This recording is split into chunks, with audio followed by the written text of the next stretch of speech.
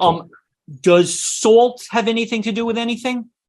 Does salt have anything to do with anything? Okay. So what we recommend in our book and our sort of overall stance on salt is that if you want to put a little bit of salt into your food, you are welcome to put a little bit of salt into your food.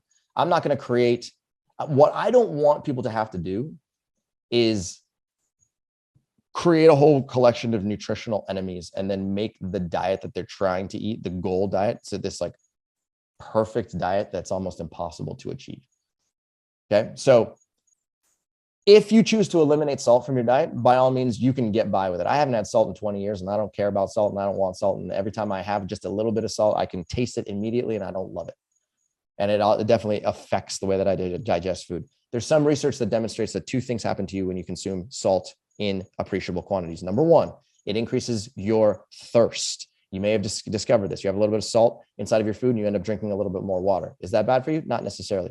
But number two, it also increases your hunger. There was some research done at NASA, and they determined that when they took astronauts and they split them into two groups and they put them one group having salt in their diet and one group not having salt in their diet, the group that had salt in their diet actually ate more calories. And for them, it was very important because taking calories up into space is extremely expensive.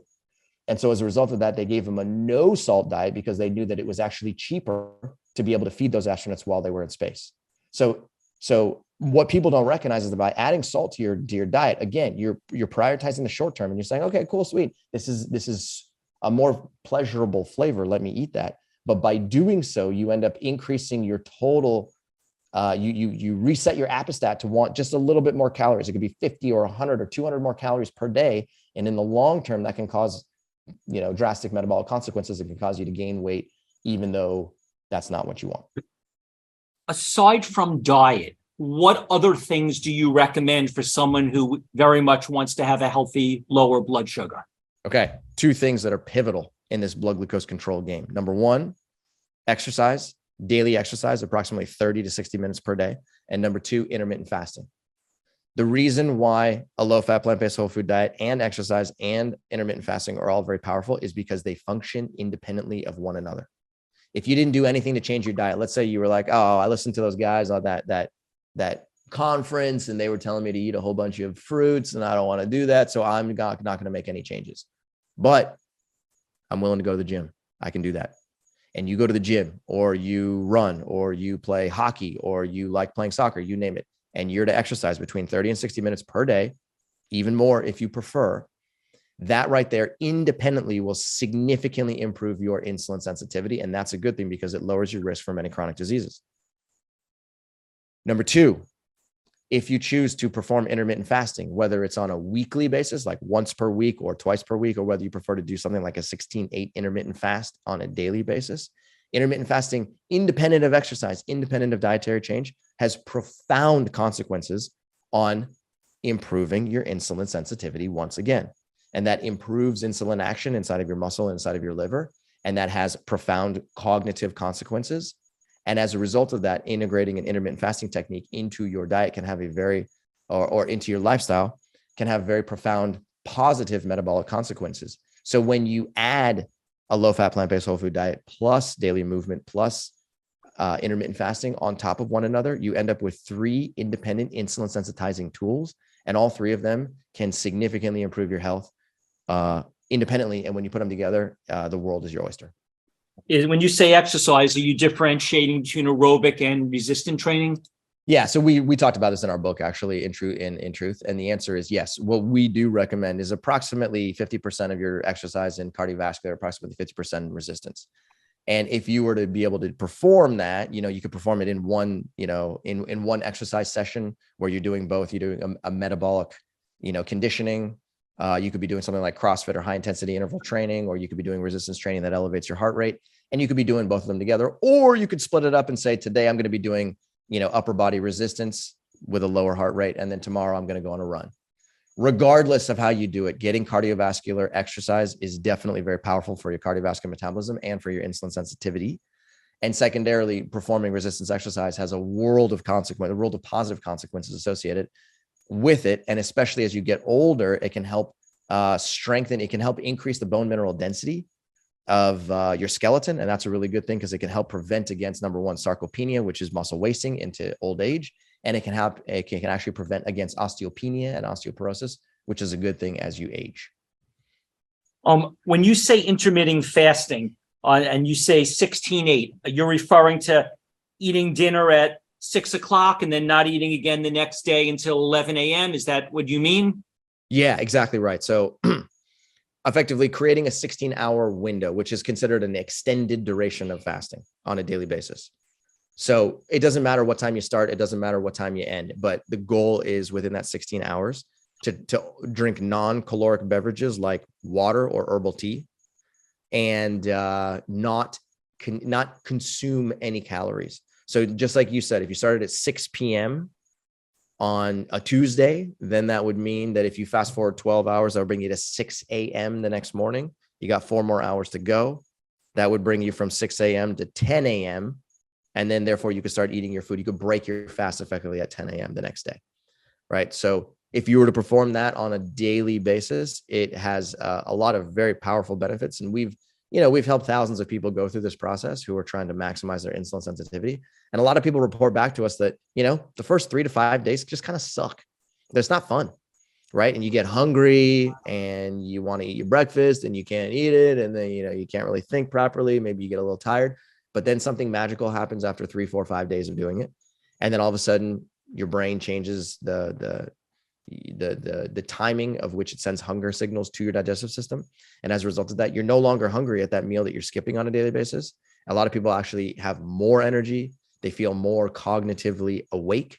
And as a result of that, they say, you know what? Skipping breakfast or skipping that one meal, I actually feel better. And they stop doing it. And then it can help accelerate their rate of weight loss, which is always a good thing when trying to reverse either prediabetes or type 2 diabetes. Aside from the 16-8 intermittent fasting, do you do any other fasting, like a 3-day or 1-week water fast? Is that important? Or so we've talked with many health professionals that are proponents of extended duration water fasting that's greater than 1 day. So like you're saying, 3 days, 7 days. I've talked to people who've done 28-day water fasts and gotten extremely incredible results. So the answer is, in our program, the way that we describe it, we don't recommend doing that. But if you wanted to do that, I would certainly recommend going to talk to someone like, go to the True Health North Center, True North Health Center, and do it under medical supervision. That's what I would recommend. And please consult with a doctor. Please make sure that it's something that's recommended for you and that you have a doctor present at all times to be able to help you with any type of adverse events such as a low blood pressure or a low blood glucose, hypoglycemia, because those can be life-threatening. And as long as you have medical supervision and you have an okay from your doctor, then there's no reason to not perform it. okay. So let's go back to something we already mentioned and talked about a little, was the keto diet. Sure. Because it's so prevalent and so many people are so confidently saying unequivocally, this is the way to go. It's, they're just completely saying that is proven the best way. From your working with people in the real world and testing them and watching them long term, what is wrong with a person that says, look, I'm a healthy guy. I don't eat white flour and sugar and refined flour products. I eat vegetables and, grass-fed chicken and grass-fed beef, and I don't eat dairy, and, I exercise and I sleep good and I'm emotionally healthy, but I just, instead of beans and whole grains, I use healthy beef and healthy chicken and healthy fish. Forgetting about my opinion, what is actually happening in the long term in your experience with these people? Okay. So the first thing I would say to that is, please show me the research that is conducted over the course of time in large numbers. I want studies that demonstrate that a ketogenic diet is safe and actually beneficial for large numbers of people over long periods of time. Show me a study that contains more than 10,000 people that's performed over 5 years. Show me a study that conclusively shows that eating a ketogenic diet under those circumstances is actually beneficial for long-term health, and I will evaluate that study, no problem. The issue is that those studies don't exist. Okay. I haven't seen a single study of that size, of that magnitude, and of that time period. And that's alarming. Okay. But if you look for other studies that demonstrate the power of eating more plant-based material, they're all over the place. There's many studies, we reference them in our book, and they all kind of tell the same story, which is that the more plant material that you put into your diet, the better your long-term health is going to be and the lower your chronic disease risk, period, end of story. Okay. Now, again, let's go back to the very first question that you asked, which was, if I eat a high fat diet, is that considered a good thing for me? Or is that considered not a good thing for me? Because it can be very confusing. So what I said was that, yes, when you eat a diet that contains a significant amount of fat, you can certainly suppress your blood glucose. And the reason that that happens is because you're playing the carbohydrate avoidance game. The carbohydrate avoidance game basically says, if you lower your intake of carbohydrate material to something like 100 grams per day or 75 grams per day, the ketogenic world is all about eating 30 grams of net carbohydrate per day. If you can get to that level where you're eating a very, very, very low amount of carbohydrate in your diet, then guess what? Your blood glucose is going to be flat, effectively flatlined all throughout the day. I've seen this over and over again in individuals, that I know, and then people that have, showed their results on a CGM on the internet. And their blood glucose ranges between something like 80 and 90 all day long, every single day. And to them, I would say, congratulations, you're doing a great job. Your blood glucose is extremely well controlled. But what they're doing is they're trading the short term for the long term. Okay. Their time preference is for the short term. Their time preference is not for the long term. And they don't necessarily want to believe that the research demonstrates that if they were to continue to eat a diet that maximizes their total fat intake while limiting their intake of carbohydrates, that their risk for diabetes increases into the future. Their risk for hypertension increases significantly into the future. Their risk for the development of cancer also significantly increases. And their risk for what's called ACM, all-cause mortality, which is the ultimate endpoint, your risk for premature death, all of those increase. And so the research is pretty clear about the fact that when you increase your intake of meat-based, whether it's meat or whether it's dairy products or the combination of the two, that you increase your risk for chronic diseases. Okay. Now, the counter argument to that, what I've heard people say, which is actually a true statement, is they say, yes, Cyrus, but the studies that you're referring to are epidemiological studies, and they don't actually study people who are eating a truly ketogenic diet. And they don't study people who are eating things like grass-fed beef, like you had mentioned, right? Quote unquote, healthy meats or clean meats. And from everything that I've read up until this point, I have not been able to determine, I have not been convinced that eating a diet that contains quote unquote healthy meat that is grass-fed can lower your risk of developing chronic diseases into the future. If you can present me with that data, then I am happy to see to evaluate it.